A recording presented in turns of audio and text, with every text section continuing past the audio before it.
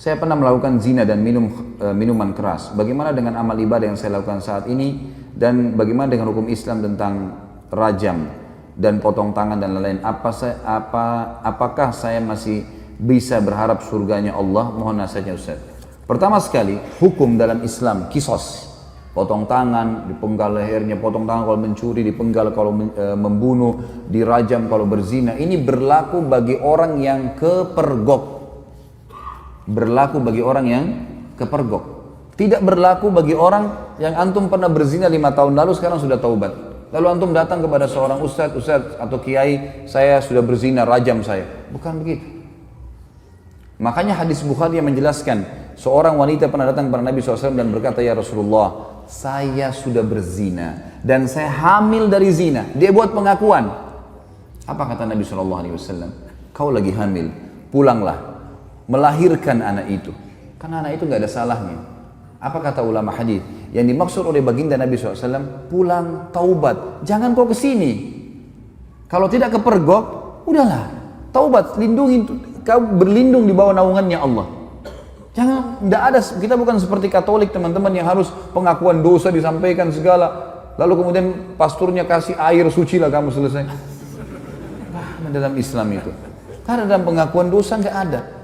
Antum tutupin dosa itu. Kata Nabi SAW dalam hadis Bukhari Muslim, orang yang paling buruk di sisi Allah adalah orang yang sudah Allah tutupi kesalahannya. Dia zina dari malam nih, Allah tutupi sampai pagi. Lalu dia sendiri yang mengekspos kesalahannya. Saya tadi malam, saya begini. Untuk apa? Wanita itu teman-teman pada saat sudah selesai melahirkan 9 bulan masih kembali, ya Rasulullah, saya sudah melahirkan. Kata Nabi SAW, susui anak ini. Masih ada waktu 2 tahun. Disuruh taubat oleh Nabi SAW, gitu kan? Pulang, habis menyusui ternyata iman dalam hatinya masih kuat. Ya Rasulullah, saya sudah menyusui. Rajam saya mau disucikan. Barulah Nabi SAW mengatakan, baik, keraskan bajunya, kemudian dirajam, gitu kan?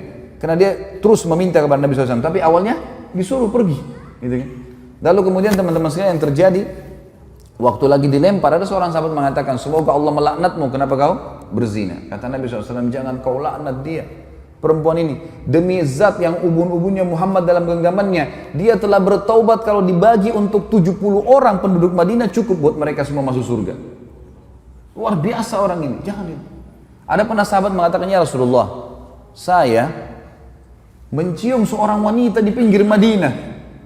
Asabtul mar'ah.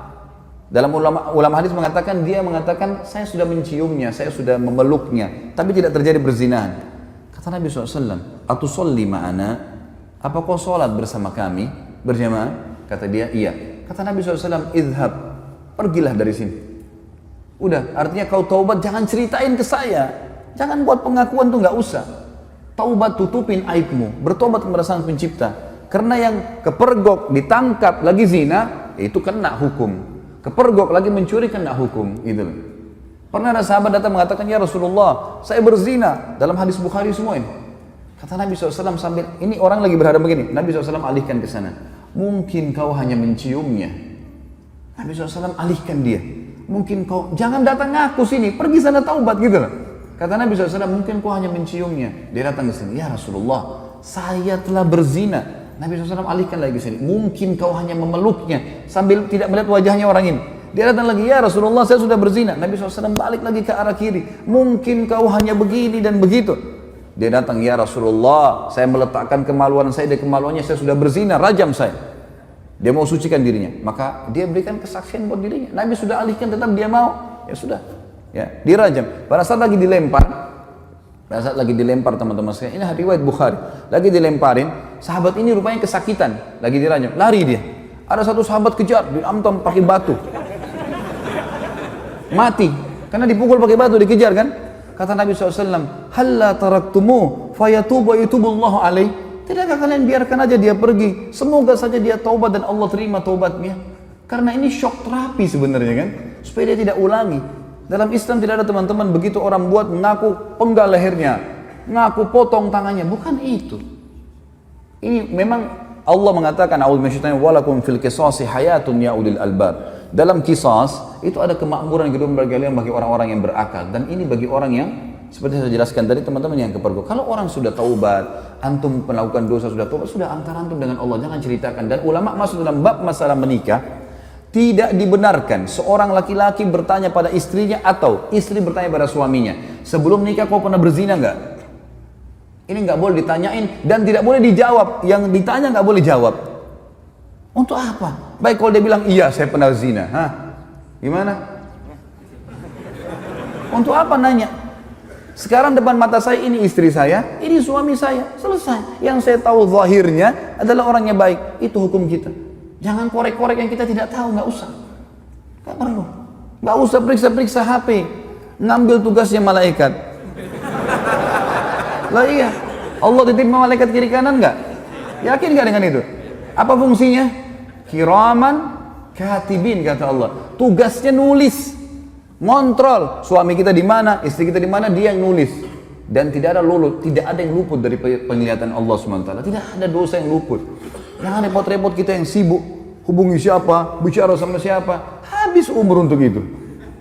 Saya bilang sama istri saya nggak akan periksa HP-mu. Urusan kamu dengan Allah. Saya cuma ingatkan, tapi sesuatu yang salah depan mata saya luruskan. Dan saya tentram hidup dengan cara seperti itu. Gitu kan? Gak usah repot-repot, ada urusan sama Allah, kita selalu ingatkan kepada Allah SWT.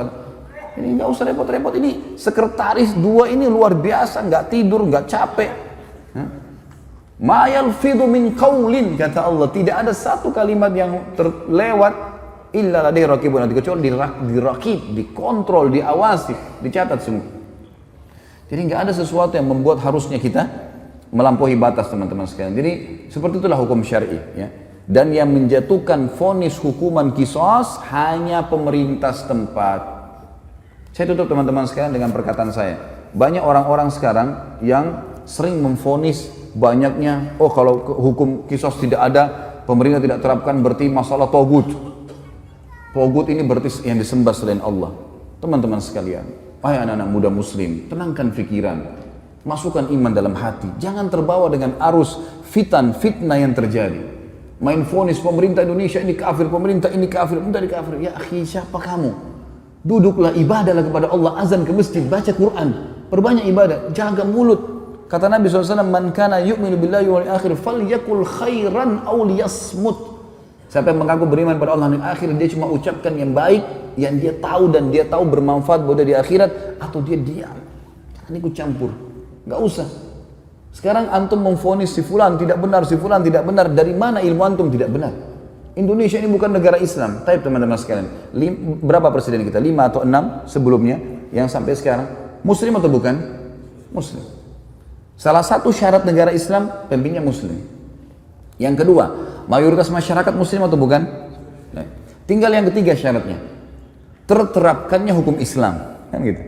Baik, pertanyaan di Indonesia, apakah hukum Islam sudah diterapkan? Hah?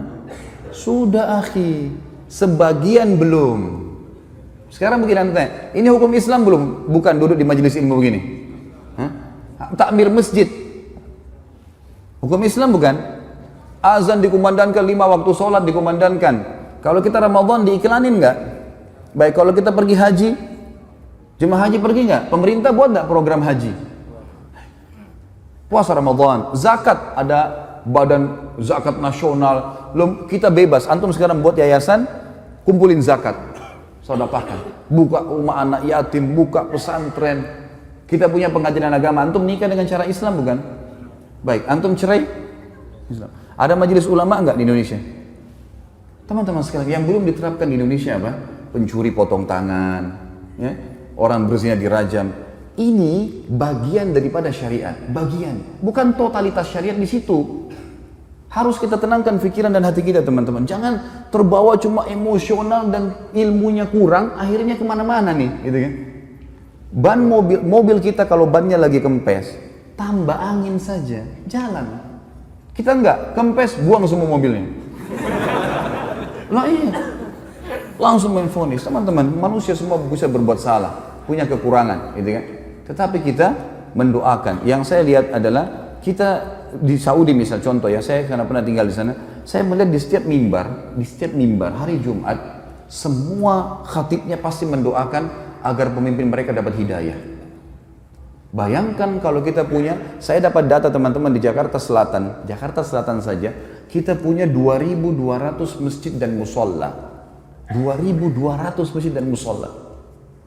Ini mungkin sejumlah dengan masjid di negara-negara muslim yang lain yang kecil. Ini baru Jakarta Selatan, kita punya 5 wilayah Jakarta. Ada pusat, ada barat, ada utara, ada timur, ada selatan. Ini kalau 2.000 aja setiap wilayah kita punya 10.000 masjid. Bagaimana kalau seluruh Indonesia? Bagaimana kalau semua orang ini, ya, kalau 10.000 masjid teman-teman berarti ada 10.000 khatib, ya. Kalau kita punya misal seluruh Indonesia anggaplah 5.000, 10.000, 100.000 masjid. Semuanya mendoakan, ya Allah berikan hidayah pemimpin kami. Ya Allah berikan mereka menerapkan Al-Quran dan Sunnah. Ya Allah, terus kita doakan kebaikan. Masa dari sekian ratus ribu orang mukmin berdoa tidak diterima sama Allah? Daripada kita main vonis, kita main salahkan, comot sana, ganti sini, vonis ini. Kehidupan apa ini gitu? Coba kembali kepada ilmu yang benar teman-teman. Sekali lagi saya mengajak anak muda muslim untuk tenangkan pikiran, jangan terbawa arus, tenangkan hati teman-teman, nuntut ilmu, perbanyak ibadah buat antum sendiri. Mati kalau datang kita nggak bisa lepas, nggak harus antum tua dulu baru meninggal dunia. Maka sibukkan pada hal yang bermanfaat. Allahu a'lam.